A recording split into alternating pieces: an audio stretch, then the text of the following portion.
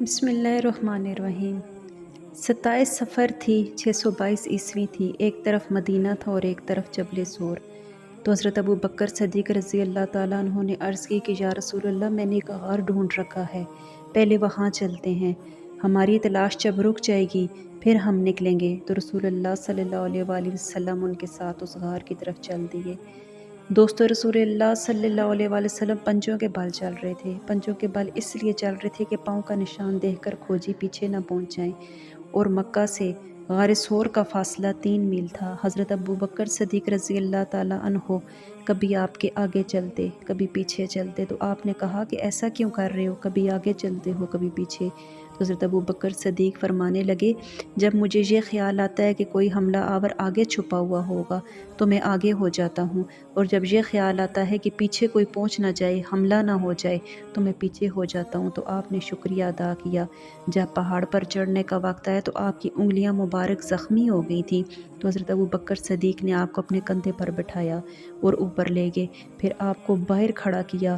جب غار کے دہانے پر پہنچے تو آپ کو باہر کھڑا کیا، پھر پہلے خود اندر گئے اور اسے اچھی طرح ٹٹول کر دیکھا۔ جتنے سوراخ تھے پتھروں سے بند کیے، کچھ سوراخ باقی بچ گئے تو آپ نے اپنی پگڑی اتاری اور اس کو پھاڑ پھاڑ کر سوراخ بند کیے۔ پھر جو سوراخ بچ گئے تھے اپنا کرتا اتارا اور اس کو پھاڑ کر وہ سوراخ بند کیے۔ ایک باقی رہ گیا تھا جس میں سانپ تھا۔ پھر کہا یا رسول اللہ اندر آئیے۔ جب آپ صلی اللہ علیہ وآلہ وسلم اندر تشریف لائے تو اندھیرا تھا، تھوڑی سی روشنی ہوئی تو دیکھا ابو بکر کا نہ کرتا تھا نہ امامہ تھا۔ پھر آپ نے پوچھا ابو بکر تیرا کرتا کدھر ہے اور تیری پگڑی کدھر ہے؟ تو انہوں نے اشارہ کیا سوراخوں کی طرف۔ تو یا رسول اللہ، میں نے ان سے سوراخوں کو بند کیا۔ تو نبی پاک کی آنکھیں چھلک پڑی اور آپ نے بے ساختہ دعا کی۔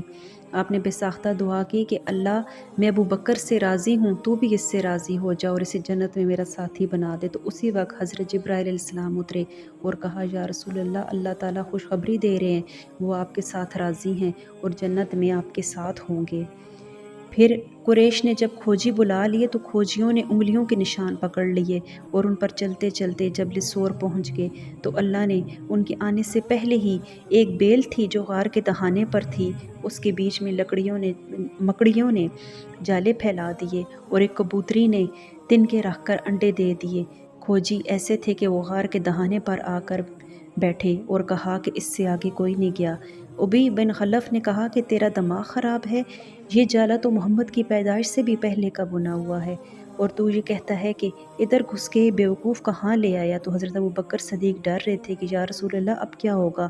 تو آپ نے کہا کہ جن کا ساتھی اللہ ہو ان کو کیا پریشانی ہے؟ تو ابی بن خلف نے غار کے منہ پر بیٹھ کر اندر منہ کر کے پیشاب کیا۔ تو آپ مسکراتے ہوئے آپ نے فرمایا کہ دیکھو، اگر یہ ہمیں دیکھ سکتے تو یہاں بیٹھ کر پیشاب کرتا۔ اللہ نے بیچ میں پردہ ڈال دیا۔ حضرت ابو بکر صدیق کو اپنا ڈر نہیں تھا، انہیں اپنے نبی کے بارے میں غم لگ گیا تھا کہ اب میرے نبی کا کیا بنے گا۔ قرآن بتاتا ہے کہ لا تحزن، تو نبی پاک نے فرمایا ان اللہ مہانا، یعنی کہ اپنے دوست ابو بکر صدیق کو بھی اپنے ساتھ لیا اور کہا کہ تیرے میرے دونوں کے ساتھ اللہ ہے۔